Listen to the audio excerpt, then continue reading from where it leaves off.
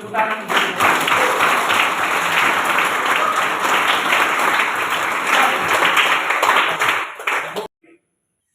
Pastor Johannes akan juga men-sharingkan kepada kita bagaimana penggunaan media sosial dalam pewartaan. Saya kira mungkin itu maksudnya ya.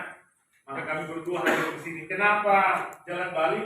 Mungkin karena lebih dekat juga dengan kampus ini. Ya. Satu. Kedua,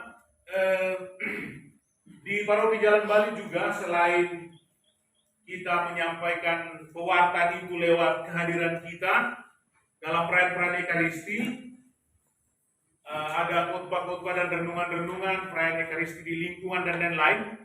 Tapi selain itu ada juga media pewartaan yang di Paroki Jalan Bali itu dihidupi itu. Ya, aktivitas dan kegiatan yang dibuat Pastor di Paroki Jalan Bali. memberi Selain itu, pembekalan para kerasulan pastor, kepada para ada juga calon imam tingkat 3 kita yang akan mencoba kerasulan. menggerakkan orang muda. Jadi di sana itu ada kegiatan pembuatan Ini pavillon. prater-praternya. Orang muda yang tidak bekerja atau pengangguran, nah kita siapkan sarana, mereka membuat pavillon dan kita jual, lalu itu ada sedikit saja keuntungan untuk mereka.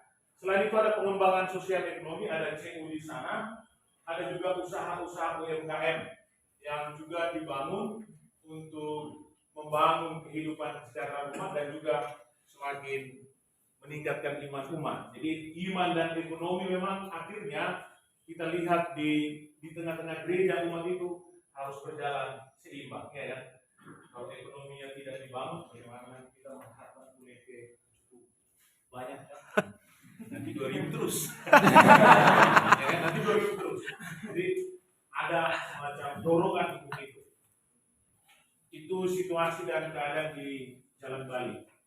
Tapi ada hal yang memang penting yang perlu bagi kita untuk kerasulan ini, maka mari memperhatikan apa yang perlu kita lakukan nanti ketika kita selama kerasulan. Tentu saja harapannya supaya para calon imam ini sungguh dibentuk semangat pastoralnya, supaya kalian akhirnya bisa membangun semangat pastoral di tengah-tengah gereja dan juga di tengah-tengah masyarakat. Maka ada poin begini. Pertama, semangatnya kita harus membangun kepekaan untuk melayani. Itu dia. Karena kamu semua calon imam, ya, kita semua calon imam, jadi spiritualitas pelayanan itu harus memang ada terus dalam diri kita. Kan itu dulu. Pertama harus ditanamkan, baru kita akhirnya bisa melakukan apa saja. Jadi kalau tidak ada semangat itu, rasanya kita mengalami kelelahan tersendiri dalam pelayanan. Sederhananya nanti, ya, frater punya respek tertentu yang kuat. Kalau ada perayaan Ekaristi, kita membuat apa ya? Kalau datang pastor, respeknya seperti apa kita? Jangan nanti kalau datang pastor kita duduk. Misalnya frater di stasiun kan, datang frater pastor belakangan. Pagi, pastor, ya. Pastor sudah bawa tas ke ruang sakristi di altar sana, fraternya masih duduk.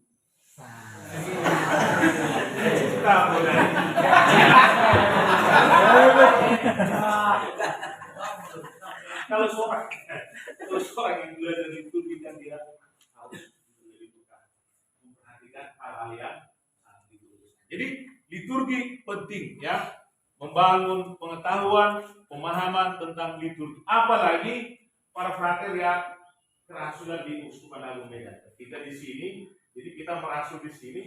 Jadi benar-benar kita paham liturgi yang sepahaminya, lalu itu share, berbagi kita dengan umat. Jadi nanti bisa itu diciptakan di stasi-stasi di mana kita kunjungi. Frater datang hari Minggu. Di stasi ada kelompok anak-anak. Ya.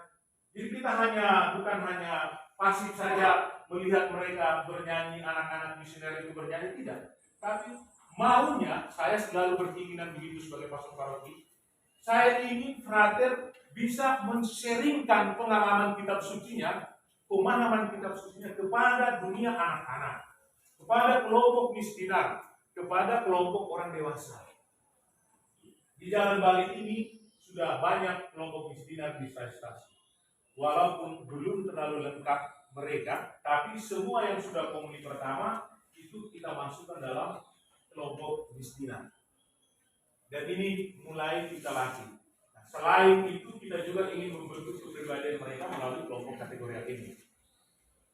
Jadi di sana, misalnya di Jalan Bali ada itu. Jadi kita berharap selalu frater dengan kreativitas tertentu masuk, tinggal dan ada bersama-sama dengan kelompok ini untuk men-sharingkan pengalaman kitab suci.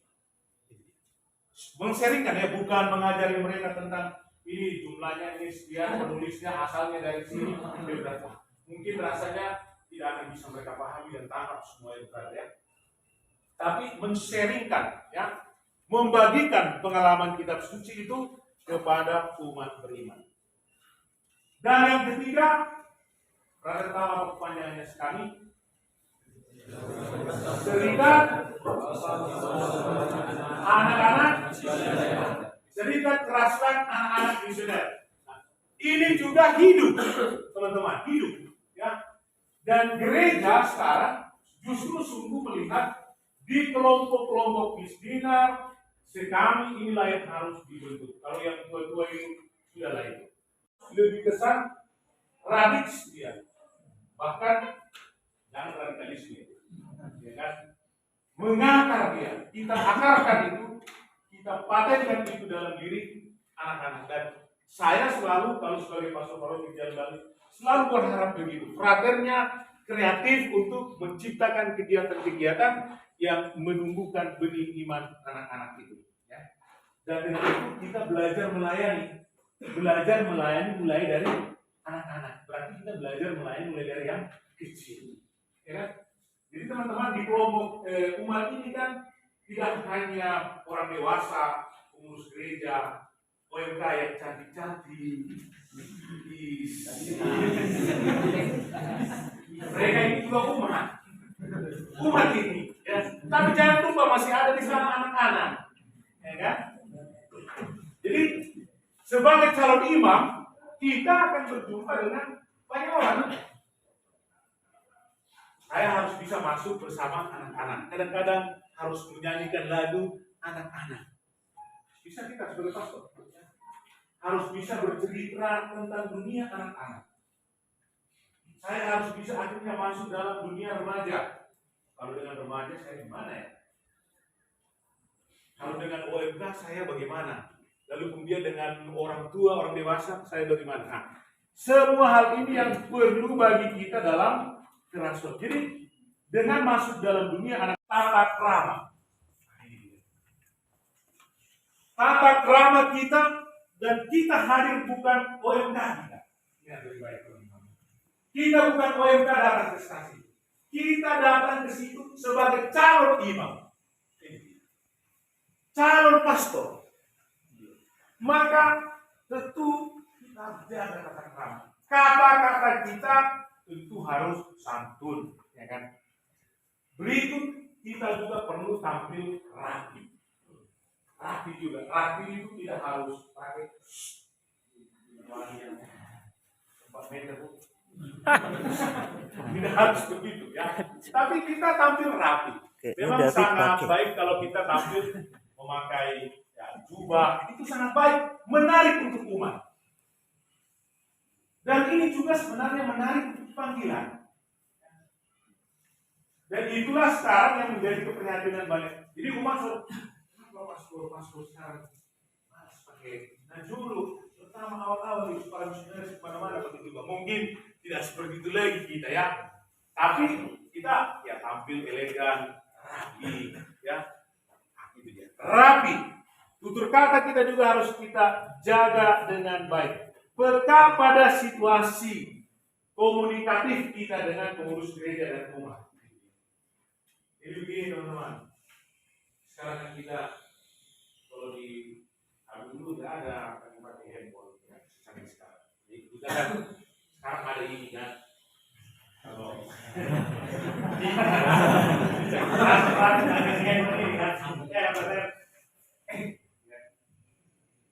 bilang, ya yang itu yang ditujukan, yang lain-lain disimpan di sana.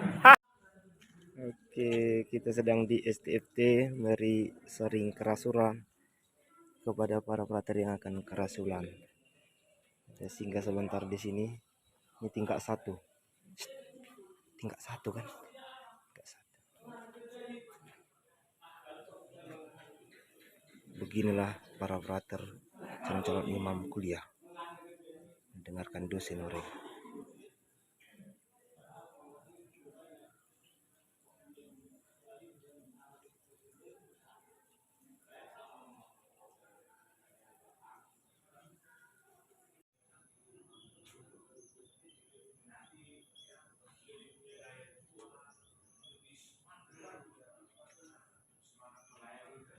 Inilah yang harus teman-teman coba buat nanti di stasiun. Itu harapan kami dari para pastor dan juga umat yang Sharing kerasulan untuk para pelajar yang akan kerasulan. Saya kira jangan terlalu banyak ngomong saya, dan saya kira saya cukupkan dulu. Jadi kita coba beberapa simpulkan. Pokoknya teman-teman datang itu untuk membentuk diri, membangun sikap dan semangat pastoral atau pelayanan area kerasulan. Itulah tujuan rasul. Hadir di tengah-tengah, membawa semangat rasul ke tengah-tengah gereja, ke tengah-tengah umat.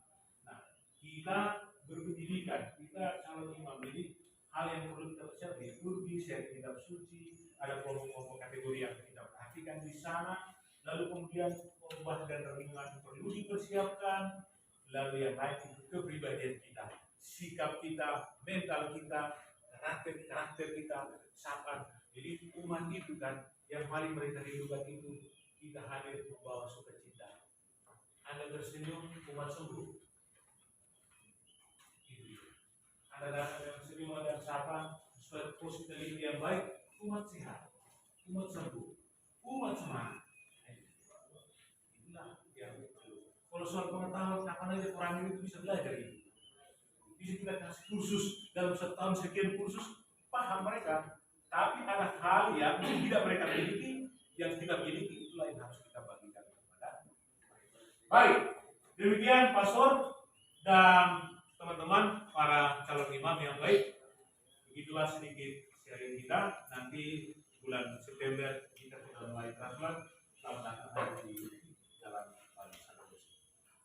Demikian dari saya. Tepuk tangan.